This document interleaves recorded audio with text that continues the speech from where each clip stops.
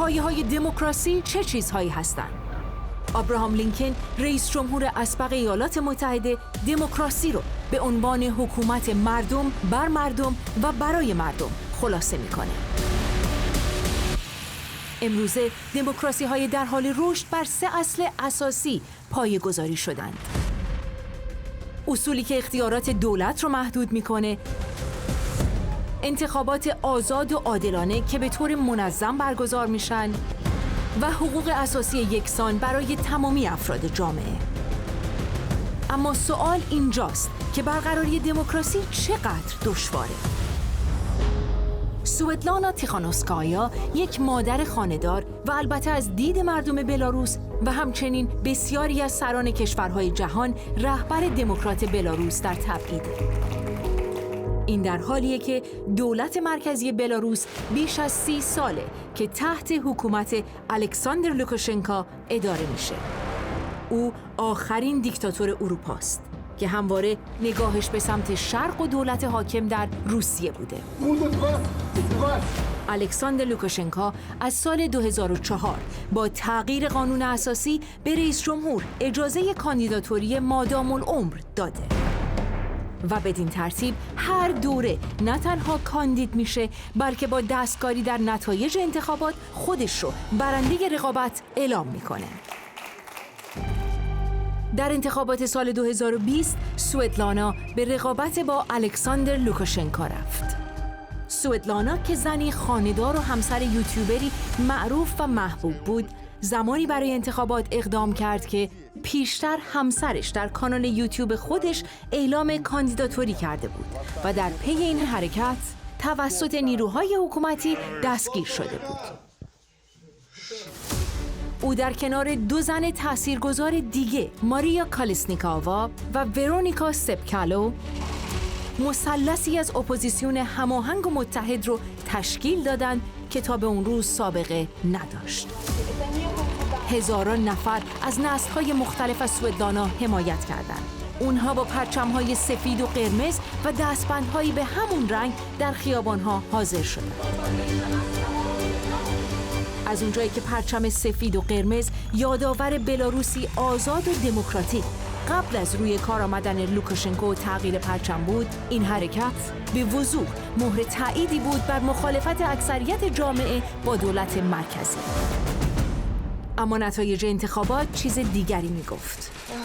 لوکاشنکا با تقلب و مهندسی آرا کرسی ریاست جمهوری را از او رو بود. وقتی مردم در اعتراض به نتایج به خیابون‌ها آمدند، او به طرز وحشیانه‌ای سرکوبشون کرد.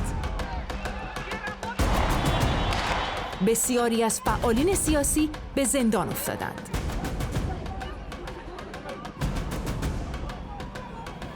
سوتلانا وادار به تبعید اجباری شد. او اما تا به امروز دست از مبارزه برای مردمش بر نداشته و به عنوان رهبر اپوزیسیون بلاروس به سراسر جهان سفر میکنه. او همکنون در کشور همسایه لیتوانی و در اتحادیه اروپا ساکنه. کشوری که در ژوئیه 2023 میزبان نشست سران ناتو بود. کشوری با مرز زمینی مشترک با بلاروس و روسیه. در عصری که شرق و غرب در فصل جدیدی از جنگ سرد به سر میبرند. جنگ استبداد علیه دموکراسی. من پریسا ساوجی در زمان اجلاس سران ناتو به لیتوانی سفر کردم تا با سوتلانا ملاقات کنم و از زبون خودش از اتفاقات چند سال اخیر کشور بلاروس و چالش‌هاش برای آزادی خواهی بدونم. کشوری که به مانند ایران نه تنها تحت یک نظام خودکامه و یک رهبری مطلق اداره میشه، بلکه در زمینه حقوق اجتماعی و مدنی، نحوه برخورد با مخالفان و فعالین سیاسی، آزادی مطبوعات و حتی مسائل اقتصادی بی‌شباهت به ایران نیست. سوتلانا جوایز بیشماری رو در کارنامه فعالیت مستمرش به دست آورده. کسی که به همراه زلنسکی رئیس جمهور اوکراین بالاترین جایزه آزادی لیتوانی رو برای حفاظت از اصول دموکراتیک دریافت کرده. این داستان سوتلانا است.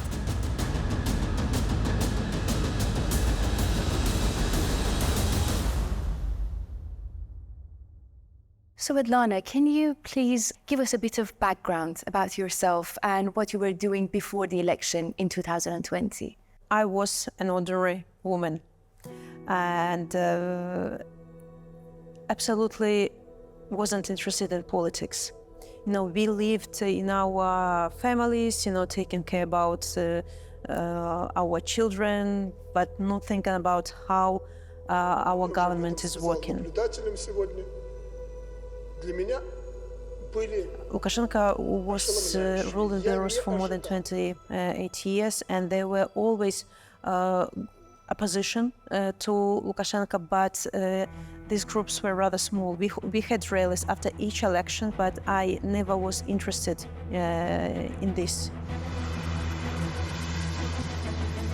مانند سوتلانا بسیاری از مردم بلاروس نمیدونستند که تغییر رو از کجا میشه شروع کرد.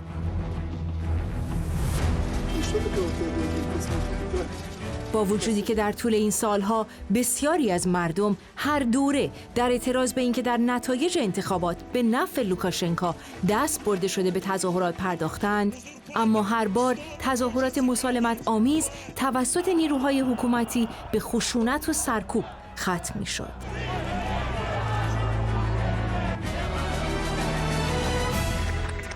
و این امر مردم رو بیش از پیش از توانشون در ایجاد تغییر ناامید کرده بود. The question what can I do always was very critical to everybody. It was my husband who had business actually. We were an ordinary family, but when he became older, I think that this feeling of responsibility was brought up in him, and he decided to have a blog, and he was visiting different cities in Belarus, just asking people what do they think about country, what is their, how do they feel, how the businesses feel, you know. And my husband became very popular among the Russian population, and people asked him to participate in elections. سرگئی تمامی این محبوبیت رو از طریق کانال یوتیوبش به دست آورده بود. چرا که محدودیت‌های شدید اعمال شده از سمت حکومت بر تمامی رسانه‌های داخل کشور باعث شده بود که بسیاری از مردم از طریق شبکه‌های اجتماعی در جریان اخبار روز قرار بگیرند. سرگئی در کانال یوتیوبش به عامه مردم مطالباتی که باید از دولت مرکزی داشته باشند رو با استناد به آمارهای دقیق یادآوری و مردم رو با مشکلات اقتصادی و فساد سیستم بانکی کشور آشنا می‌کرد. اعلام تمایل او برای شرکت در انتخابات بیش از هر چیز در واقع به چالش کشیدن دولت مرکزی بود. I was very scared for his fate because we knew what's happened with opponents of Lukashenko's regime. He put these people in jail, he sent them in exile, and when my husband declared that he's going to participate, he was jailed immediately. At that moment, I also became more maybe responsible for what's going on in Belarus. I wanted to do something for my beloved, you know, who wanted to improve life of Belarusians, and I registered myself instead of him because he was in jail, and so that's how I dived into big politics. I remember how I was scared every moment of election campaign because I knew that I can be jailed the same as my husband. I preliminarily sent my children out of the country for them not to be the source of blackmailing me. Lukashenko stopped your husband's candidacy, but then he allowed yours. What was the reason that he allowed your candidacy at that time? I'm absolutely sure that Lukashenko underestimated, not like me personally, but all the women, first of all, because he told that our constitution is not for women. And of course, he underestimated my personal role because he was sure that no one in Belarus would vote for woman, for absolutely unexperienced person, for housewife. And but he also underestimated the will of Belarusian people. He didn't see threat in me. He maybe didn't realize that people would vote not for me personally as for person, but for the changes that I'm focused on. Because my desire for change in Belarus was the same as millions of Belarusians' desire. And Lukashenko missed this. So he did it to make laugh of me. That's the reason. And probably he missed the strength in a mother who wants a better future for her children and family as well.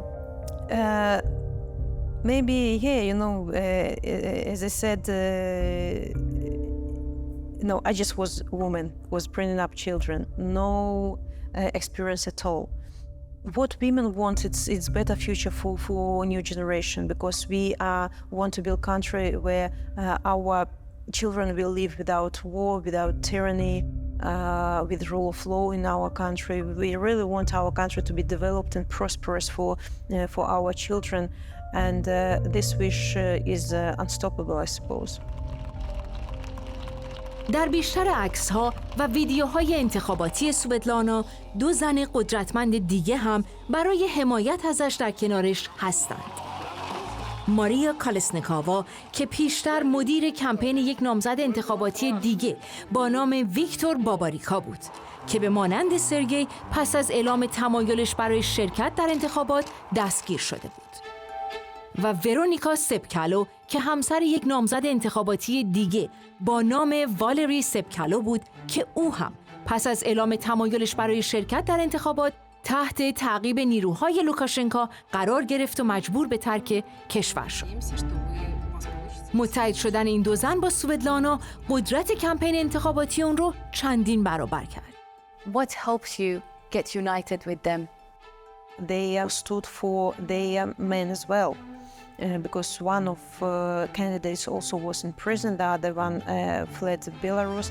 It took us 7 minutes to unite, because we true fast, knew that our main tasks will be to release political prisoners and hold free and fair elections. So there was no competition between us.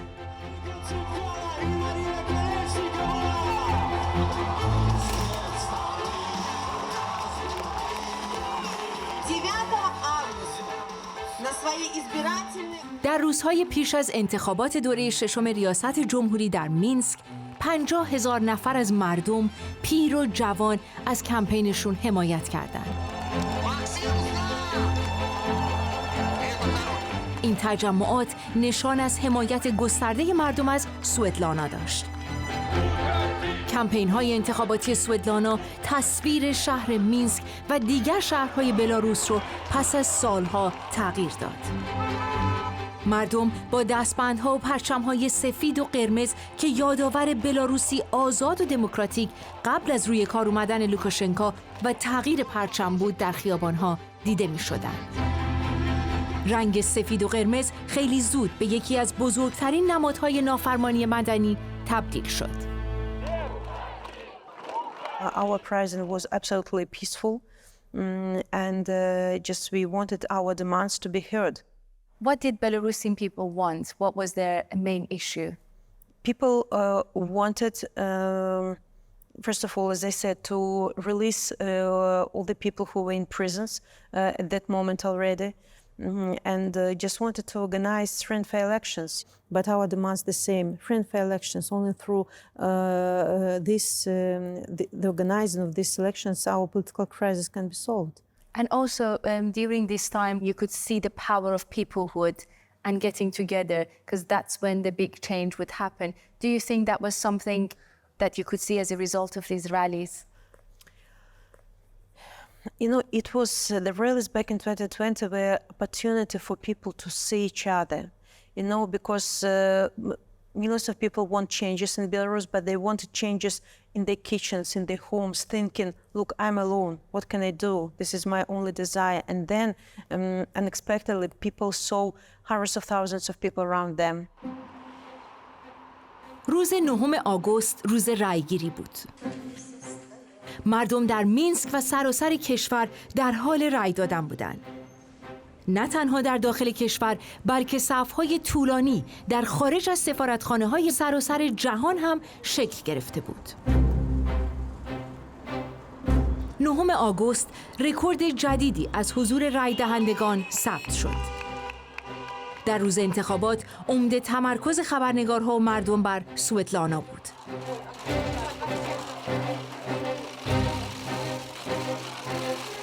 همزمان تصاویری از رای دادن لوکاشنکا از رسانه ملی منتشر شد.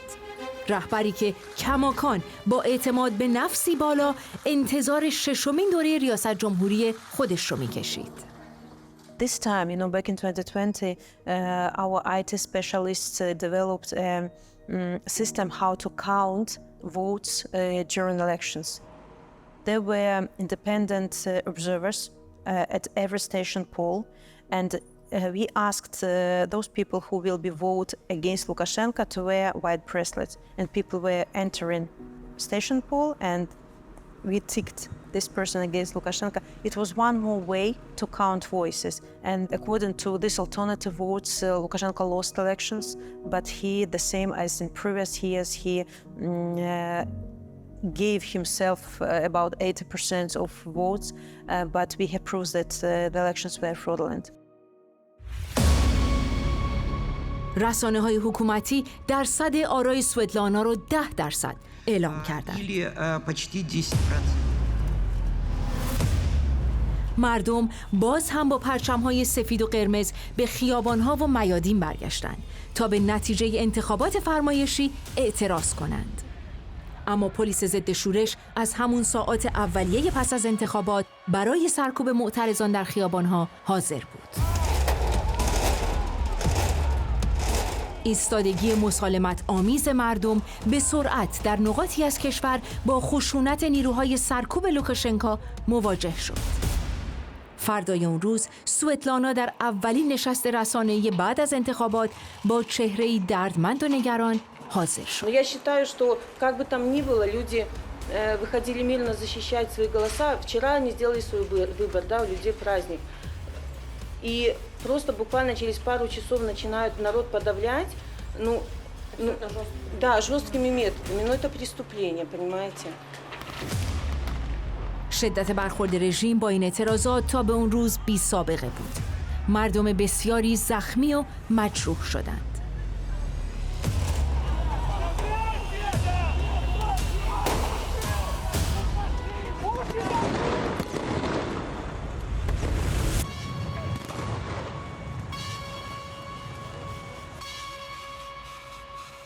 In the first 3 days after fraudulent elections, there were thousands of men who have been detained, who have been severely beaten, who have been tortured and raped.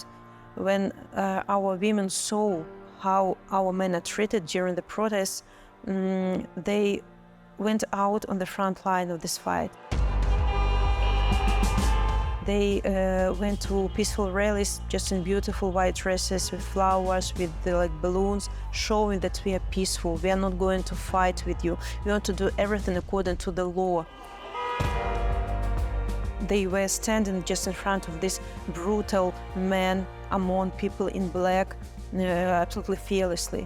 And at the beginning I saw that the regime didn't know how to behave with women, with absolutely armless women, but then they crossed this red line and started to beat women as well and detain women. One of our symbol of our revolution is rather old woman Nina Baginskaya. She every day went to the streets with Belarusian national flag, white, red, white. And every day her flag was taken from her, broken. And the next day we saw her again on the streets with the same flag. So during the night she managed to sew a new flag for herself. And this is the symbol of our decisiveness, of our strength. So you had to flee the country a couple of days after the election for your safety and the safety of your family. I haven't participated in the rallies because next day after the fraudulent elections I had to leave Belarus under pressure. But people who participated, they felt this unity. They felt shoulders and of people nearby. They saw each other. eyes of each other. And it was such a huge inspiration for people. I think that at that moment we underestimated some things. The first one is the level of brutality of the regime and eagerness of Russia to help Lukashenko. We know from now that at the borders with Belarus, Russian army was already standing just in case Lukashenko starts collapsing, they will be ready to come and rescue him. It was absolutely unexpected that thousands of people will be jailed, that hundreds of thousands had to flee Belarus because repressions were awful and they are continuing to be awful. اما اخبار این دستگیری ها و خشونت ها پس از 3 روز به جهان، رسانه ها و حتی بقیه مردم بلاروس رسید. لوکاشنکا اینترنت کشور رو برای 3 روز قطع کرد. بعد از وصل اینترنت بسیاری از خود مردم بلاروس هم برای اولین بار با عمق این فاجعه روبرو شدند.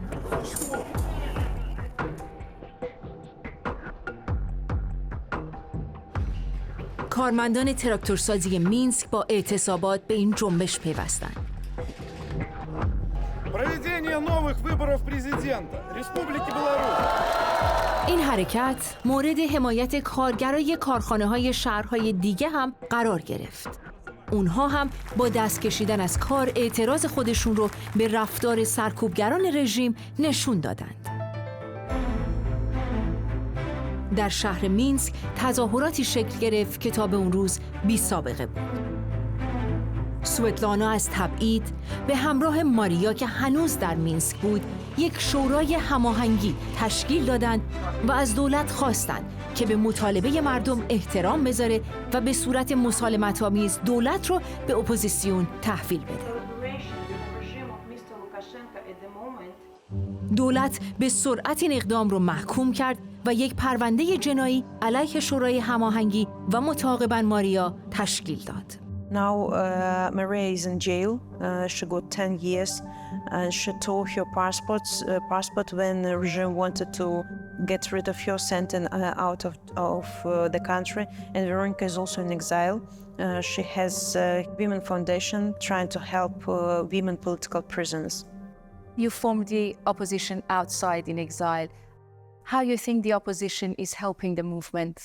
Our strategy is to create as much pressure on the regime as possible to make them understand that they will not be able to rule the country normally because people don't want them. Of course, we can't do this alone. It's our obligation, we send people to get rid of the regime, but we badly need support and assistance of democratic countries. And for these 3 years, we found a lot of friends, allies among democratic leaders. We managed to show them the real face of Lukashenko's regime. And since then, many political and economical pressure have been imposed on Lukashenko's regime. From our point of view, it's not enough. We ask for more because as only regime stops feeling this pressure, they committing more and more crimes. They percept lack of pressure as weakness, and they it untie their hands actually. On the other side, we are asking for assistance to democratic forces, to civil society, to our media, human rights defending centers, because since 2020, the Belarusian regime started to ruin everything alive, civil society in Belarus. All the NGOs, all the free media have been ruined.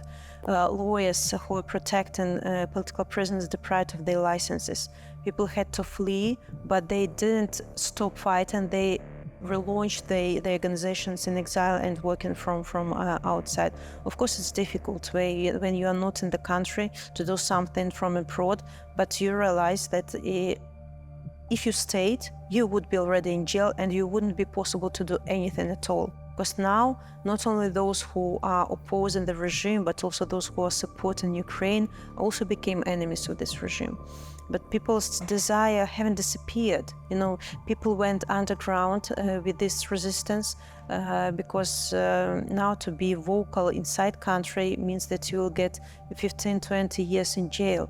And despite of the repressions, people unite in small groups inside Belarus, continue to communicate, deliver information to media in exile. Like we call these people's intelligence. People collect information from enterprises, from shops, from streets, from roads when they see that some equipment is going on through our country, and deliver this information to free media, and then we can broadcast about the situation in Belarus. And as an opposition in exile, how effective are your actions? For the first time maybe in the history of Belarus, the Belarusian voice is heard everywhere. And we are trying to institutionalize our relationship with within every possible international organizations. We install a good relationship with parliaments, governments of different countries. And you know, it's rather difficult to do because we are like people without state, because state is seized by a dictator, and we are building our relationship on non-conventional methods. And there are rules in some organizations that they are working not with people but with state. You know, they recognize state. And so Lukashenko is not recognized as a legitimate ruler in Belarus, so his thugs, his representatives are not invited to fora, different events, you know, international summits. Belarusian democratic forces are united so as we are recognized as a legitimate power. But time to time, I see this empty chair policy that we don't invite Lukashenko's regime representatives because we don't recognize, but we can't invite you because you are not state. And, you know, empty chair instead of any representative shows that we don't recognize Lukashenko. But I always say, look, empty chair is, yes, it's political message, but it's zero. It's no voice at all. How can you know on this event what's going on in Belarus and what are our point of view, what's our request and demand if the chair is empty? So we are looking for formats where our voice can be represented.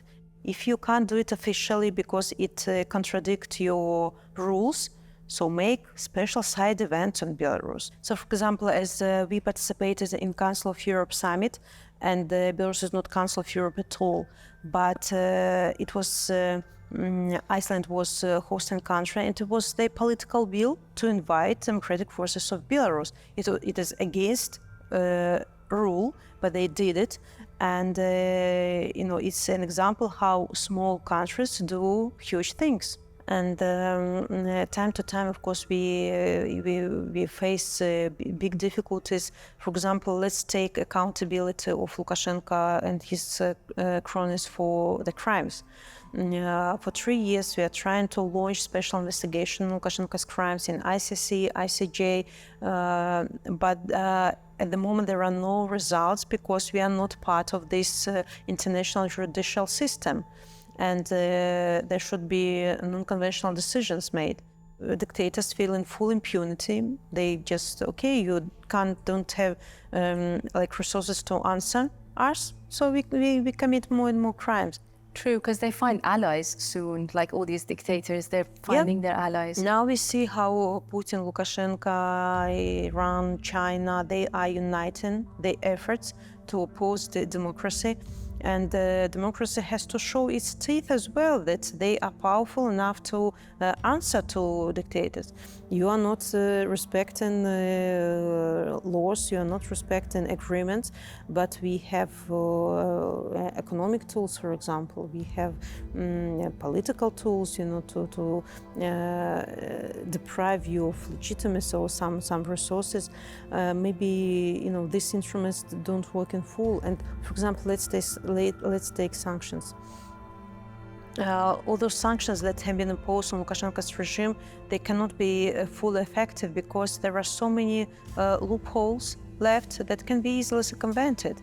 Just the regime produce some goods, put stick of third country that is not under sanctions and sell it as if it's not their goods. And everybody around knows that it's Belarusian goods, but look, sticker is different. It's a huge loophole. So we want European Union to, I want them to develop a mechanism of sanctions enforcement. Like in the USA, they have secondary sanctions that countries who are buying or under sanctions products also will be sanctioned. Now it's high time to choose values or profits. When there is a fight between democracy and dictatorship, I think that countries should choose, because tyranny and dictatorship is like cancer. Until the last cell of this is killed, it will have metastasis, and grow more and more and more and more aggressively even. I really don't want this unity to be only about condemnation, but to be about practical things. Tirelessly, you're campaigning in the past 3 years. What gives you that strength to continue? This is, of course, my personal pain, because I see how my children are growing up without their daddy, how they miss them, and I realize how my husband is suffering in jail. But look, it's not only fight for my husband, it's fight for everybody who sacrificed their freedom, some of their life, to give us opportunity to continue. And that's why, this solidarity is extremely important. And for example, we ask parliamentarians and ordinary people to write letters to political prisoners. It's a very small step. And some people who enjoy democracy, they don't understand. Okay, I will write the letter. What will this change? Will it release a person from prison? We say no, it will not release. But just imagine, it takes 10 minutes of your life to write a letter. But when a person in jail gets a letter from the USA, I don't know, Germany or somewhere, it gives him energy to survive in prison. Administration of prisons get these letters. They realize the level of support and solidarity in the world. Maybe these letters will not be delivered to people, but it's also a sign for pro-regime people that nothing is stopped. So every step is important, because it's always easier to say, okay, we can't do anything. It's the same as we back before 2020. What can I do? Exactly. Start do something, and we will find solution. Every little step. Yeah. Yes. You don't have right to say, look, I'm tired, I'm exhausted, I can't do this anymore, and stop. Because you're not responsible for yourself only, you're responsible for something bigger, for your nation, for people in prisons, for the very existence of your country. Because now when your territory, your independence of Belarus is at stake, you understand the dimension of the Belarusian issue. And I see that 3 years passed, and very difficult years, but I see how people are not giving up. I see how, despite all the attempts of the regime to split us, to say that everything is in vain, I see how people are actually doing practical steps every day. And it inspires me, of course, it supports me a lot. And I hope that my job, my dedication also inspires people. And, I realized that people will not forget and forgive what has happened in Belarus and was continuing to happen, and they just will not give up. Do you think democracy would prevail dictatorship in your country or any other country in this situation anytime soon? Is there any hope?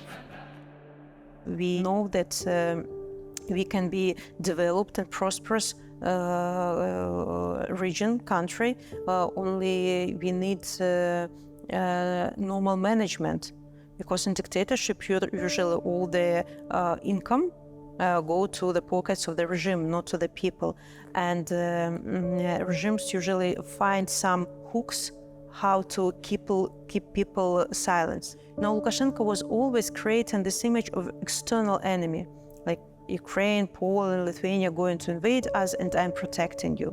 But with the development of internet, with possibility to travel, to educate in European institutions and universities, with the possibility of our people to see how other countries live, they also realize that we can live the same way, because it's also a process of re-understanding the situation. And most of my parents' generation people have never traveled. They don't have anything to compare. And now when they see that it might be different, so they also like changing their set of mind.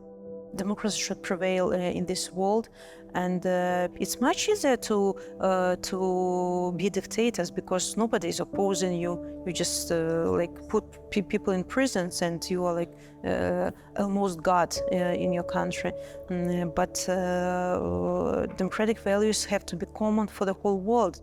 I'm absolutely sure that the nations who are fighting with dictatorship shouldn't lose hope, because we see other countries' examples, how dictatorship prevailed for many, many years and then it collapsed when time came, when nations realized that they want democracy in their countries, that they want changes.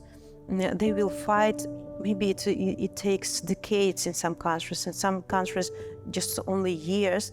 It's in mind of people. If they want democracy, if they feel uncomfortable with dictatorship, they are fighting for this. So, you know, Iranian people, they're kind of in the same situation as Belarusians. They had rallies, they had peaceful protests, and now we have thousands of political prisoners, and we had children killed, young people killed, just because they wanted a normal life. They didn't ask for too much, they just wanted to have a normal right in a democratic world, all being repressed currently by the Islamic regime. What's your message to them, because you lived through this?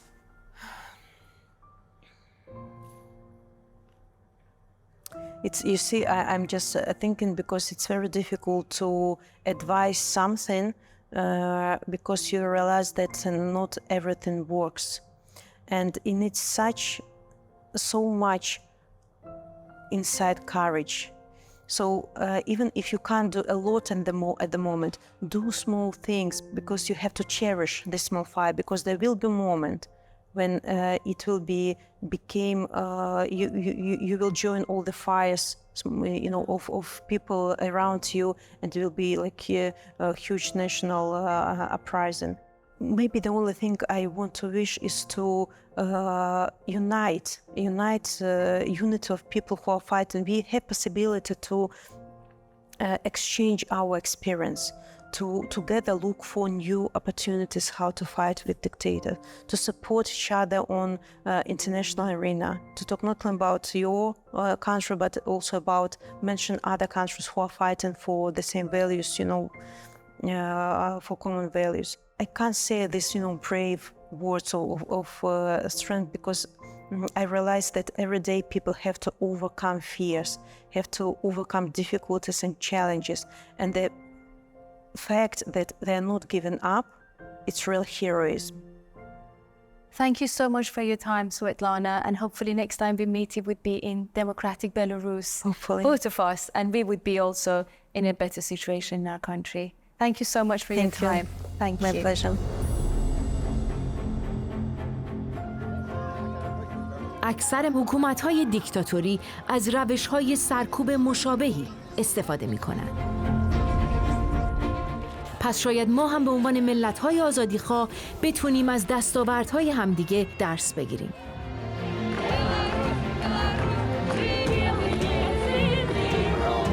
همونطور که سوتلانا گفت، راه رسیدن به دموکراسی مسیری دشوار و طولانیه. شعله آزادیخواهی در طول این مسیر قطعاً کم نور و پرنور خواهد شد.